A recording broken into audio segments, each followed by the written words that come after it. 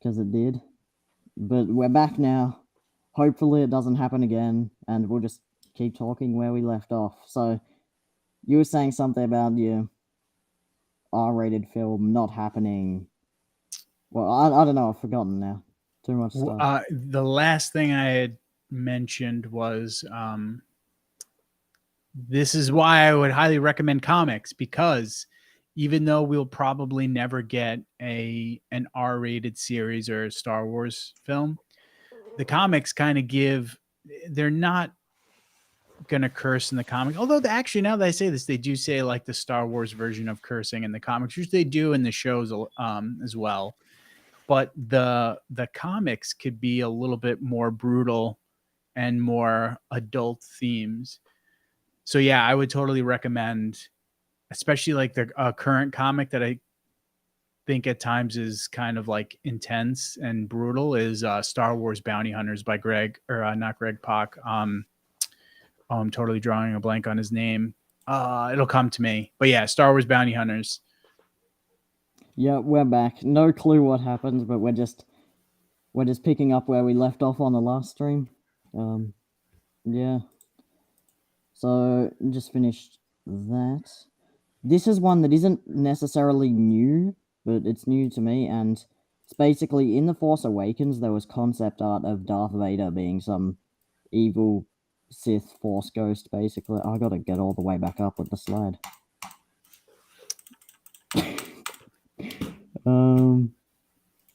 Let's just see where that is. That's still... Yeah, some very structured streams we got going on here.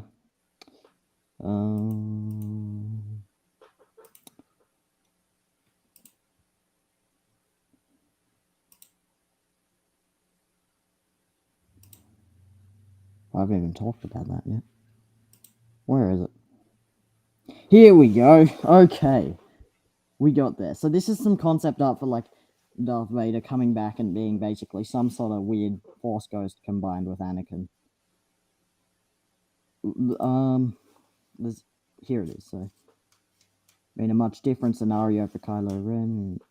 Okay, if we see Anakin, because he does flow back and forth between Darth Vader and Anakin, let's see him as a character with a dark and light side. What do you think of them doing that, if they were to do that? I kind of like George Lucas's take on this, where he had said essentially like basically only lightsiders can become Force ghosts. And you'll see, at least as far in Legends and now in canon, typically darksiders are going to be more like specters. They're going to technically they're ghosts, but they're not ghosts in the same way that like Obi-Wan and Yoda are. They're kind of stuck in one spot. So like the two that I can think of off the top of my head are Darth Bane in his tomb in Korriban in the season 6 episode, Yoda's arc in season 6 of the Clone Wars, and then the Grand Inquisitor in Charles Soule's current Star Wars comic. He's a Force, like he's a specter that is bound to this Jedi temple on the planet Tempest, and basically he can't leave. And so I like that idea that Force Ghosts for lightsiders is almost like I don't want to say a gift, but I think that's like the best way to say it. It's like, hey, you have been such a good individual in the Star Wars universe and pure of heart that you can now resurrect, at least to some extent, as a Force ghost. Whereas for Darksiders, it's almost like a curse. Like when we see the Grand Inquisitor in the Jedi Temple in Tempest, or the Jedi Outpost on Tempest, he is bound to that outpost by Vader. And he's like begging Vader to let him free. And Vader's like, nah, brah, you are going to do what I need you to do for as long as I want you to do it. So it's almost like a prison for him. And I like that idea that, hey, you're like cursed now and you're stuck here and you have to deal with that torture that goes along with it. So I think I like that more so than the idea of like a Sith Force ghost that could kind of roam around wherever, kind of like Yoda and Obi-Wan has in the films. But what do you think? That thing you were talking about with the Grand Inquisitor, is that so? That's after. Well, it would have to be after his death in Rebels, right? Yeah, it takes place in between Empire Strikes Back and Return of the Jedi. I can't remember the exact year. Is it three? So it's sometime between 3 and 4 ABY. Yeah. Okay, because that's like I know he's one of the last things he said before he just sort of let himself fall into that fire or whatever it was down there. It's been a while since I've watched it. Was some things are far more frightening than death or something, wasn't it? Yeah, kind of alluding to Vader, but I love that he like Vader still got his ass. Yeah. Yeah. Um, Matt Caves just brought up this. I have no clue who that is, if I'm completely honest. Who, Marco Ragnos? Yeah. Marco Ragnos, geez, I hope I'm getting the right person. He's just a Sith, like kind of like a Sith king, if I'm remembering correctly. I think he was from the Tales of the Jedi comic from the 90s. I think Yeah, okay. he's one of those like Sith that I'm not the biggest fan of or don't know a ton about, so I'd have to look them up. But I think he was a Sith king that appeared in like the Tales of the Jedi comics from the 90s. Whoops. Yeah. Yeah, there's so much stuff I need to read like in Legends. It's each time I think like so that's everything I have to read, right? And then all this will come up and then there's more, yeah. So here's the thing, dude. I've read a lot of Legend stuff. There's still a lot of Legend stuff that I haven't read. And my take with Legends, just like with canon, there's going to be some that are really good. There's going to be some that are not so great. There's going to be some that are so. And yeah, they're all, but you could still find things let me rephrase that. I could still find things that I enjoy from them one way or another. So was it Tom Veach? Is that the author's name that wrote some of the Tale of the Jedi comics? Like some of the stuff that he did is cool, but some of the stuff from the 90s I think is like not my favorite. So I haven't spent a ton of time diving into especially the comics from that time period. Yeah, okay. Sort of we end up always going off topic on these news things, and that's fine because we need to fill in the time space. But sort of back onto the topic of this, I feel like having Anakin come back as Darth Vader and some sort of a Force Ghost thing sort of it ruins his redemption in Return of the Jedi. Yeah, that's an excellent freaking point, right? Like, hey, he's redeemed. We see him as a Force ghost at the end of the movie, and now we've got Vader coming back. So yeah, I'm glad that they didn't. I'm glad this was just an idea, and it was not something that actually happened. Although I will Yeah, say, I mean, how cool does that art look? yeah, it does. Like seeing that would be cool. I do have to agree with that. Yeah, that's sort of what I have to say with all the sequels. I think I've told you before. I'm not the biggest fan of them, but they look great. They're all like all the even Holdo's hyperspace thing. That we'll just leave it at that. They looked really cool. Didn't make sense, but yeah. Jeez, getting off topic again. um, moving on to the next thing, which for some reason is further back in the PowerPoint. James Mangold was saying that his film, Dawn of the Jedi film, is not going to use the words Force or Jedi, which makes sense, but it's just funny that it's literally called Dawn of the Jedi and it's not going to be said. Yeah, to me, when I read this, I was like, I never dawned on me that would happen, but I'm like, that makes a ton of sense. Yeah, Why this is supposed to be, at least from what we've gotten from James Mangold, is hey, these these characters in this story are going to kind of discover the Force or discover how to harness the Force. We don't know the full details yet, but if that's the case, why would there be the word the Force, right? There would, if they're discovering the Force, how would there be Jedi? So when I saw that initially, I was like, oh, or when I read that initially, I was taken by surprise. But then when I thought about it, it's like that makes sense. Yeah, and also, yep, I completely agree with Matt Cave. If they did it, it would have to be split into, yeah. But yeah, I think like it's just it makes sense that they wouldn't have Force or Jedi. I mean, what did they call it in Legends? It was the Jedi. Yeah, and then what did they call the light and dark side of the Force? It was Ashla and Bogan. Okay. So they had different names for it and stuff, and it was very. I mean, it's not going to have anything to do with Legends. He sort of said that. Yeah, which to be honest with you, I'm okay with that. I'm not the biggest fan of that comic series. It's like there's things that are cool about it, and there's other things that I'm like, I don't know how I feel about it. I like the idea. So have you read that comic series before? I think No, I've asked you this, but I can't remember. Yeah, we spoke about this last stream, but Okay, I haven't read any of the Star Wars comics at all. So one of the things that I do like about that comic series is we get the Rakatan Infinite Empire. I think they're called that in the comic, but basically the Rakatan species are like going around trying to conquer worlds, and they're trying to conquer Tython.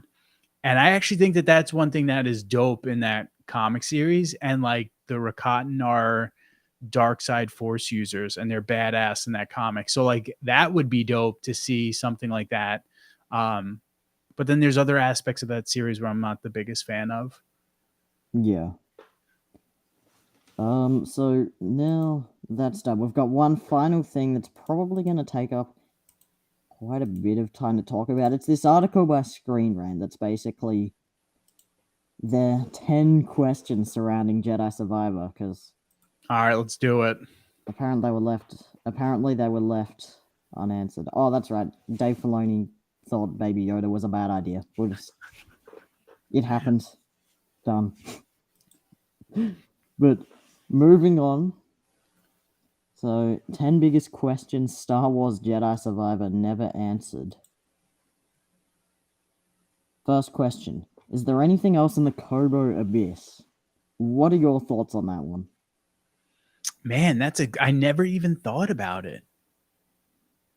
I think, especially since we know the Nile attacked Koboh, I think that there is a reason why that was kept vague. I think we're going to get more Koboh in the High Republic. I think that story is not done yet. That clip that we got of the Nile attacking Tanalorr,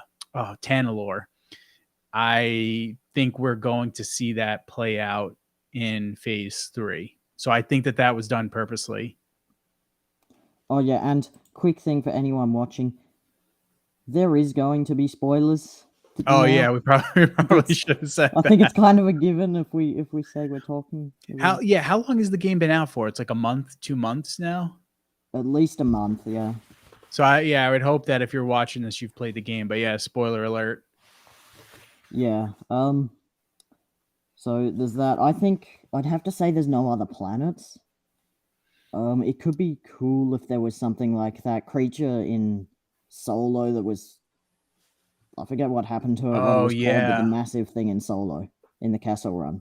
Yes. Oh my God. Verhemoth. Oh God, I know it. It'll come to me. It's like, and there's a subspecies of that beast, that creature in Greg Pak's Darth Vader. It's like Verhemoth something. It'll come to me.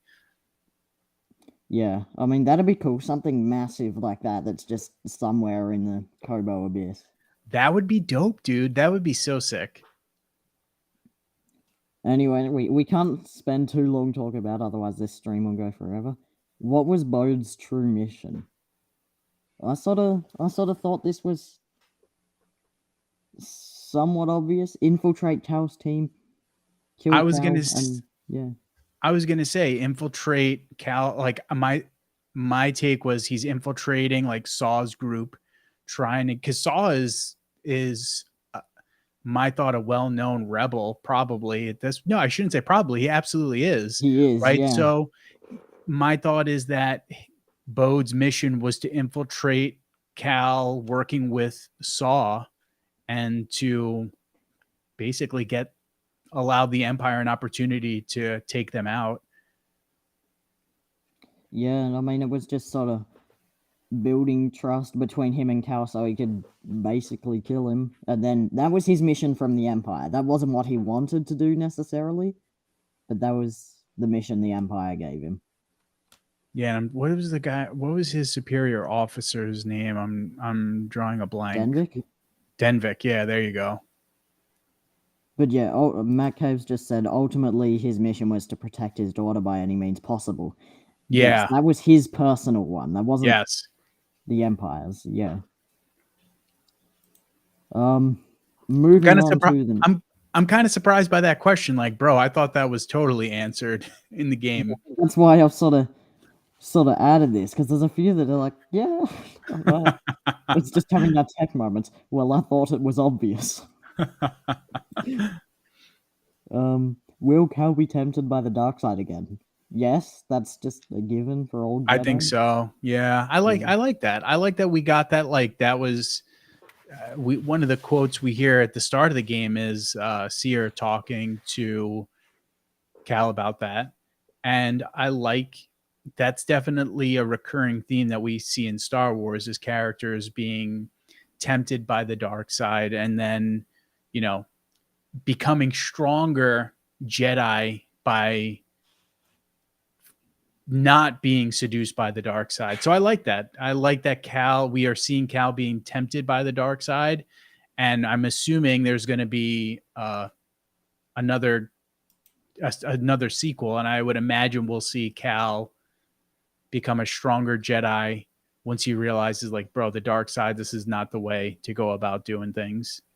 Either that or he becomes basically like Mace Windu and uses the dark side while remaining in the light. Do you think that would happen? I think that'd be cool. And if so, give him a purple lightsaber. That just do it. Make it his canon lightsaber. Dude, I totally rocked purple and like magenta. Those are like my two lightsaber colors when I played. Yeah, I think there's only going to be 3 games, so this will be the final one coming out. While we're on the topic, have you got any predictions for that final game yet? Ooh, boy, I don't know. I'd have to think about that, man. I'm wondering, do you think his daughter could be force sensitive and maybe she could be, maybe we could see Cal training her? That was a thought I had recently. Yeah, they didn't allude to her being force sensitive. That was just me being a nerd and thinking about Jedi Survivor. No, I reckon she's almost certainly force sensitive. If not, she might get taught some Night System magic by Merrin or something. Oh, that'd be dope. So, like, you bring up a good question. Like, can anyone just learn Night Sister magic? Yeah, I mean, technically it's still the Force, so maybe you need to be force sensitive to learn it. Which her magic in the game is so dope. Yeah. Matt Cave said he hopes the 3rd game gives the player the choice like in KOTOR. That'd be cool. That'd be fun. But I think that's where it gets tricky. And you had talked about this in my recent stream, talking about what I would like to see in Star Wars Outlaws is because of canon and because of we have to make sure that the story's canon, right? How do you if you're a story developer, how the hell do you do that? How do you adhere to the canon if the player can choose and dictate how the story plays out? Yeah, I mean, that being said, how much of Jedi Survivor do you think is actually canon? Like, is it the whole thing? Is it just the cutscenes? Like, how much do you think it actually is? I think pretty much all of it. Yeah, the cutscenes. I mean, outside of the cutscenes, the missions that you do that aren't cutscenes, those are going to be all canon. There's a lot of like info that you'll get throughout the game. Like you stumble upon something and you'll get some bit of info. BD scans something and you get that bit of lore. So I think there's a lot. Like, yeah, I think pretty much all of it. Yeah, I sort of think the map layout is just too perfect. Like, there's a vine conveniently hanging there. Oh, you can swing on it and then jump onto some grass that'll hold your weight and you can climb up. It works for a video game, but does it really make a lot of sense? I think that's more of a Fallen Order problem than Jedi Survivor, though. Yeah, Fallen Order was much more like the maps were much more compact. That was one thing I really liked about Jedi Survivors. They definitely expanded things, especially Koboh. Yeah. The maps were more expansive, which was cool. Yeah, I mean, I sort of want to say it's only the cutscenes, just because combat-wise, Ninth Sister isn't gonna survive a bunch of hits from a lightsaber, but in the cutscenes, it's only the ones that damage her. Vader, in that fight with Seer, the only time he gets damaged is when the bookshelf falls on his head. Yeah. So, That's a good point. Yeah, because you are jacking someone up with a lightsaber the entire time you're fighting them, right? So yeah, that's a good point that I hadn't thought of. yeah, I mean, it really depends. The answer's going to be different for almost everyone as to how much. I'd say all of BD1's, like, databank stuff, that would all be canon. Mm-hmm. At least to me. Like, this is all my own theories, my own headcanon, sort of, just what I think it is, yeah. Yeah, I'm not sure like how much of that Lucasfilm. I wouldn't be surprised if Lucasfilm's talked about that. Yeah, I'm sure there would have had to be some sort of a discussion about it. Yeah. Anyway, next one is... How did Bode survive Order 66? Didn't they? I'm pretty sure they talked about it. They sort Or of did. Did he say Yeah. like I just evaded it? I can't remember now. I beat the game and I can't remember. Yeah. Basically, he was sort of like a undercover Jedi or something doing secret missions, and so he wasn't really around a lot of the clones and was able to escape using that knowledge. That's right. So wait a second, and you haven't even played the game. Yeah, no, I just watch all the cutscenes, yeah. But yeah, that is correct. So yes, he was undercover and he used his skills, which dude, I know that I'm going off topic again, but bro, Quinlan Voss was basically kind of doing the same sort of thing. He's got to still be alive.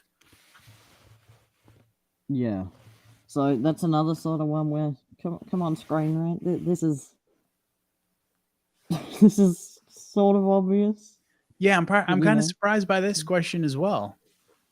Yeah, just there is a couple of ones that are good. Just I think it might be this one. No, who wouldn't be obsessed with Tanalorr? It was cool, but what the hell? And again, my memory is so bad. Like I beat the game, and I'd have to go back and revisit some of the cutscenes. I don't know. I don't recall why he was so obsessed with Tanalorr. Did he feel like he could train Jedi better there? I don't even remember. I don't know. That's actually one I don't recall. I don't know if that is specifically answered in the game. I mean, just diving into sort of theories on this one, it's like, it's a cool planet. You can't get there unless you got a fancy compass thing, and it's just the whole idea of it is really cool. And then there's obviously something we don't know about it because the Nihil are so obsessed with it as well. Another excellent point, dude. And maybe this was you bring up a great point, dude, because maybe part of why that is not explicitly explained is because we may find out in phase 3 why the Nihil were interested in Tanalorr, which could explain why Dagan was so obsessed with Tanalorr. Because the only other thought, and I could be mistaken, it could have been explained in the game and I'm not remembering. My only other thought is like, clearly this dude clearly Dagan has like, he wants to be the dude. He wants to be the guy, at least to some extent. Could he have seen like Tanalorr as a place where he could train Jedi and potentially create his own thing? I honestly don't know. But yeah, as far as I recall, I don't know if it was specifically answered in the game, and I'm wondering if that's something we're going to find out later in some of the High Republic releases. Yeah. There you go. Matt gave subscribe to you. Thanks, He said your buddy. channel looks awesome. I appreciate it. All right, so there's that one, and on to the next question. What will happen to Kata? We sort of touched on that before. Just Yeah. depends if she's force sensitive. My nerdy ass was like getting ready for bed one night. I'm just like, man, I wonder what's gonna happen with God. Like, is she force sensitive? It in no way did the game allude to her being force sensitive, but I wonder if maybe that's something that we might learn. I know not every child whose parents force sensitive is going to automatically be force sensitive, but I think that'd be cool if we find out she's force sensitive and then Cal trains her. Like, that'd be dope. Yeah, I mean, every child of the main characters, that they're force sensitive. Kylo, Luke and Leia, they're all force sensitive, and it's only one side. Yeah. So yeah, we sort of touched on that. Says whoop, accidentally went through 2. So why were the Nile so interested in Tanalorr? This is another decent question by them. Yeah, and that I don't know the answer to. I think we're going to find out. I think that that's something that's going to be explained either in the comics or the novels. Or maybe even in the 3rd game, or maybe it has been explained with some of those force echoes that Cal's been able to sense. Yeah, I don't know. Like, I feel like they would have been. I don't know. Maybe I'd have to go back because I know you could, like, I haven't played the game since I beat it, and I've seen that there's a lot of stuff that you could still do and a lot of information that you could obtain, and I haven't gone back and played, so I don't know. But it wouldn't shock me. I think knowing how how important the Nile are to the High Republic stories, and being that this seems to be a big battle, I think that that's going to play out in the coming books and novels. Like, I wouldn't be surprised if this is the last battle that destroys that, like, phase 3 ends. Because I think we're only getting 3 phases. I think we're only getting 3 phases of the High Republic. I'm not 100% sure on that, but I think we're only getting 3 phases. Like, it wouldn't shock me if this winds up being the final battle that wipes out the Nile. Yeah, and then Matt Cave's just said here, Kata could become a Night Sister taught by Mirren. Dude, I like that idea. That would be so cool. Yeah, it could be, like, anything surrounding the Night Sisters it's a really cool topic that we haven't seen enough of. Yeah. There was like there's this one High Republic novel written by Justina Ireland, and I'm drawing a blank on the book's name, but it's a middle grade novel. And we learn that, like, this Venestra Rowe, she winds up getting, like, the Force basically speaks to her into creating a light whip, and she winds up getting some information on light whips. And, like, one of the things that she learned is, like, the Sith used it, and I'm trying to remember exactly what happened in this story, but I believe, like, the Sith used them against Dathomirian Night Sisters, which I was like, yo, this is so sick. But yeah, that I would love to get, like, bro, R-rated. Could you imagine Sith versus Night Sisters? Yeah, how sick would that be? That would be really good. That's something that I was just thinking, like, back on the topic of that R-rated film, if you could have any Night Sisters would be cool. Bro, that would be so dope. Especially, like, on Dathomir. Dathomir is such, like, a hellish planet. Oh, I hate Dathomir. Dude, in the game, I hated playing on Dathomir because I'm like, oh, this goddamn game this planet is so, like, foreboding, and that's the whole point, right? I know that, but, like, yeah. Yeah, just the whole everything about having to be on Dathomir to get the platinum trophy on Fallen Order and just running around like, where's the Yep. collectible? Yeah, not fun. So, where were the other Inquisitors in Jedi Survivor? We saw Ninth Sister in the beginning. She wasn't around for long, but she was there. Yeah, I think and I'm trying to think what's the timeline. I don't know. Do we know the exact year that the games come out yet? 5 years, so 14 or 15 no, sorry. So yeah, Fallen Order 5 was or 5 6 years. BBY. Yeah. Okay, yeah, that makes sense because yeah, Fallen Order was 14 BBY. Oh, And it was. so Never mind. No, don't listen to me. 9 or 10 BBY. okay, so around the same time as Obi-Wan Kenobi. Yeah, we're straight after Kenobi, pretty much. Well, my only thought is outside of Coruscant, and then towards the end of the game, Cal's not really messing with the Empire. It's pretty much like Yeah. Dagan, and I believe Koboh is supposed to be in the Outer Rim. So I think it's just Cal's not on the Empire's radar after he dips out of Coruscant. Maybe not. I shouldn't say on the Empire's radar, but he goes on the lam and he's keeping it low key as far as the Empire goes in the game, and he's more focused on Dagan. So my thought is the Inquisitors are doing what they're supposed to be doing, and they're still working on hunting Jedi. And while we do see Cal using the Force and his lightsaber on Coruscant, but an Inquisitor does show up. But yeah, my thought is just they didn't know where Cal went to after he dipped out of Coruscant, and they didn't come up with any leads until freaking our. I don't even want to. I don't want to say it, especially if you haven't played the game. But until you find, and about 3/4 of the way into the game, something ridiculous happens. Yeah. No, I think one of the main reasons as well is it was the ISB, wasn't it, that had. We're gonna spoil it, guys. If you don't want to spoil, go away. That had Bode with them. Yes, and Darth Vader didn't know, right? The Yeah, the yeah. Inquisitors didn't know that Bode was working with ISB. Yeah, so that's sort of the reason why they weren't there. Bode was the only one who had the information surrounding where Cal was, and Yeah, he wasn't going to give it to the main empire, only the yeah. ISB. And then once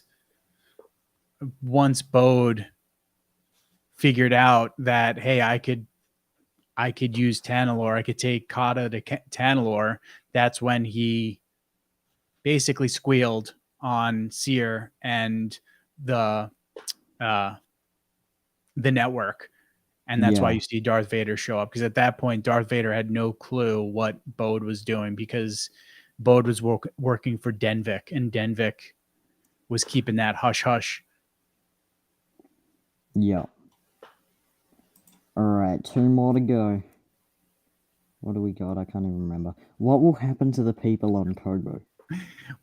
I want to know what's going to happen to my boy Turgle. That's why. And Scuba Stev. Like, dude, I love Scuba Stev so much. I want to get a toy of Scuba Stev so badly. I would love to I would love to see like a comic with those characters appearing in them. I would love to know what's going to happen to them. I'm assuming they're just going to live their lives on Yeah, Koboh. yep. I mean, sure, they won't be getting Cal protecting them from the Raiders, but are the Raiders going to be that much of a threat anymore with Dagan and Yeah. Ravis gone? Yeah. But I hope my boy Turgle and Scuba Stev are okay. Yeah, they should have taken Turgle with them to Koboh. Not Koboh. Tanalorr. Tanalorr. Yeah. No, Turgle is just he's sort of the Jar Jar addition to the game, and that's cool. Well, I like Turgle. I like Turgle too. And then final one. Why did the Jedi of the High Republic abandon Koboh and Tanalorr? This is the Nile. They came along. I think this is again another thing that we're going to find out. I think the whole purpose of the High Republic, one of the things I really, really, really, really like about the High Republic is we see the High Republic really helps give even more of an understanding of just how much the Jedi fell by the time of the Clone Wars. It's one of my favorite things about the High Republic.